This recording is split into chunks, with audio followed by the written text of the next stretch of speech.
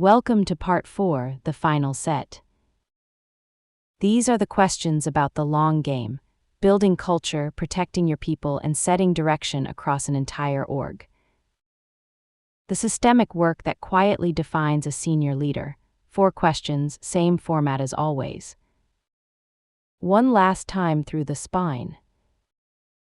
Star situation task action result plus L for learning. Own your decisions with the word I. Keep the setup tight and live in the action. Here we go.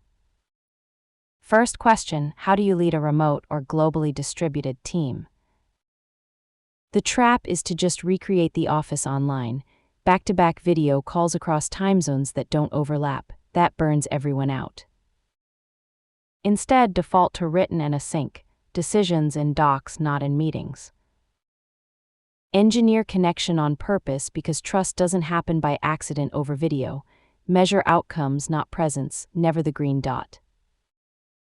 And over-communicate context because remote teams starve on the context that used to travel by hallway. Here's the story. The situation: I inherited a team that was split across 3 sites, San Francisco, London, and Bangalore, a 14-hour spread from one end to the other, and on paper it was one team, but in reality it was 3 sub-teams that didn't trust each other. Meetings, by their very timing, always excluded someone, and critical context lived in people's heads in one office and never made it to the others.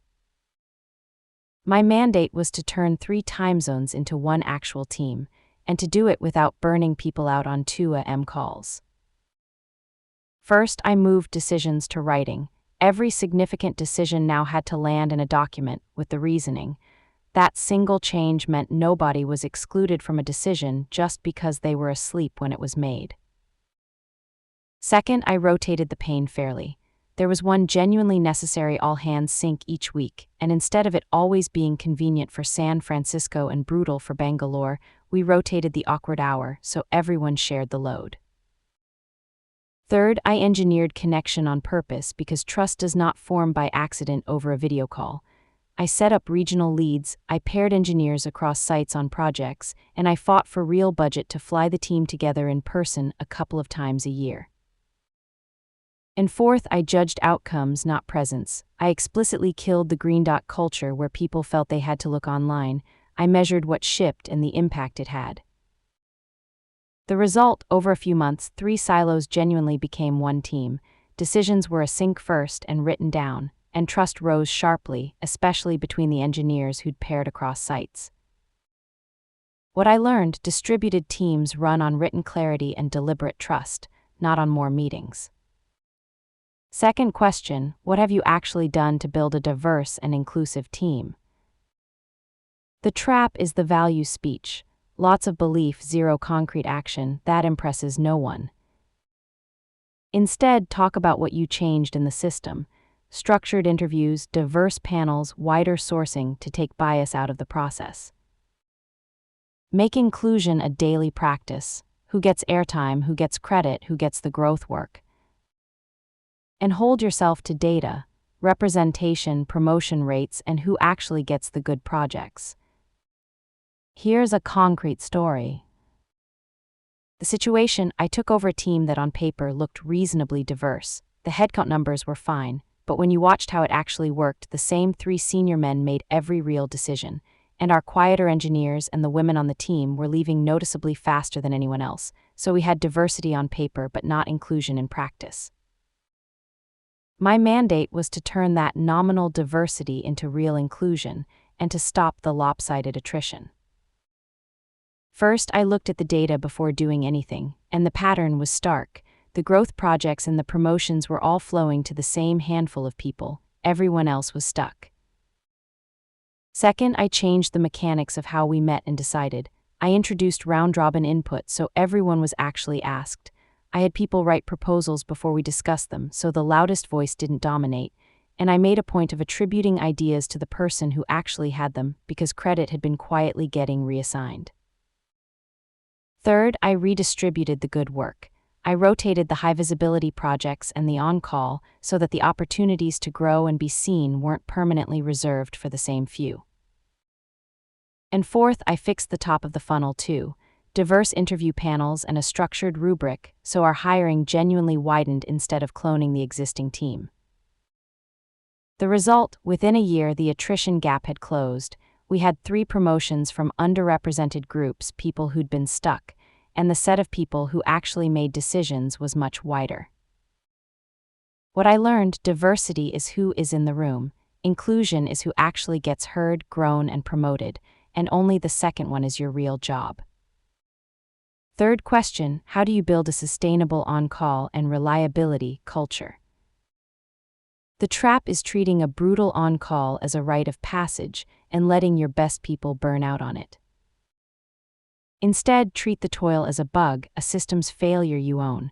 Make reliability visible and funded with SLOs and error budgets. Keep postmortems blameless, or people simply stop reporting problems. And protect the humans, fair rotation and hard caps, because burnout is a reliability risk just like bad code is. Here's how that looks in practice. The situation: I took over a team with a genuinely brutal on-call. Engineers were getting paged around 20 times a week, and most of it was noise. False alarms, flapping alerts. 2 good people had already quit, explicitly citing burnout, and everyone on the team quietly dreaded the week their rotation came up. My mandate was to make on-call sustainable, but critically, without letting the actual reliability get any worse in the process. First, I reframed the whole thing.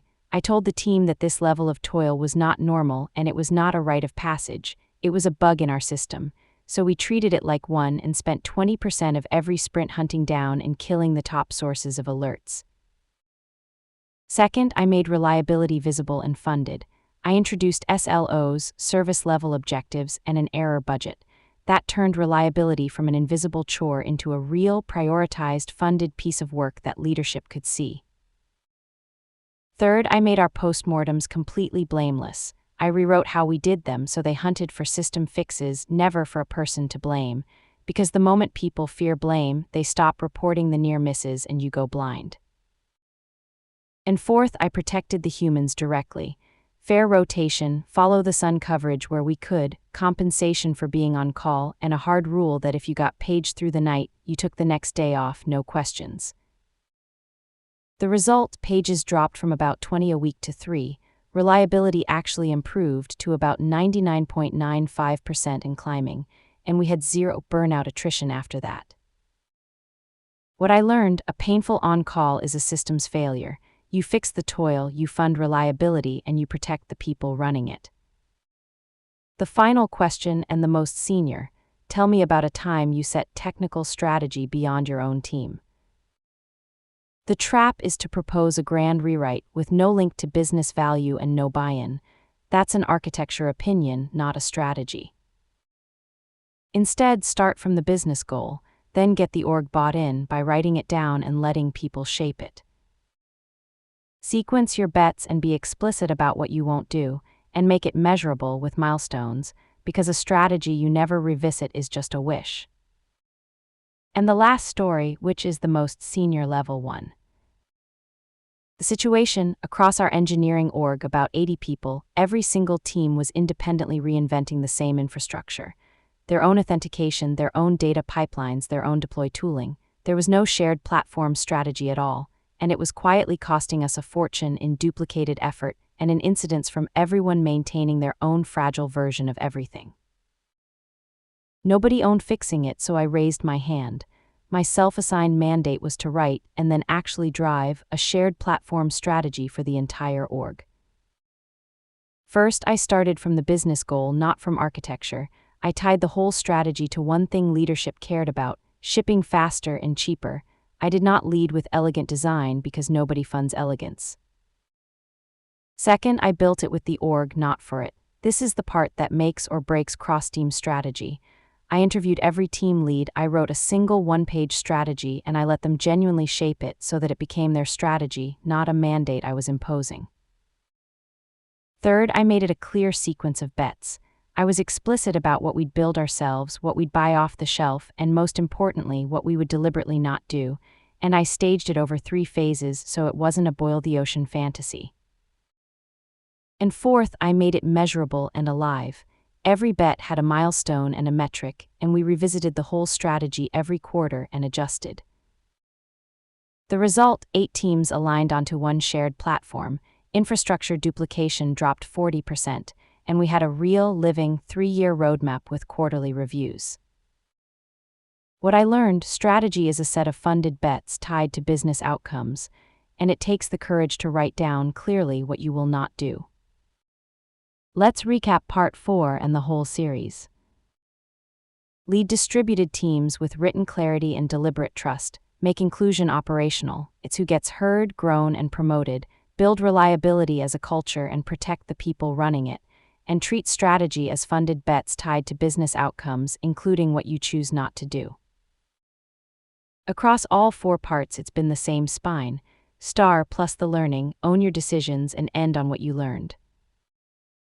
That's 25 situations and really one idea. Great managers build systems and cultures that outlast them. Now go make these stories your own. Good luck and thanks for watching.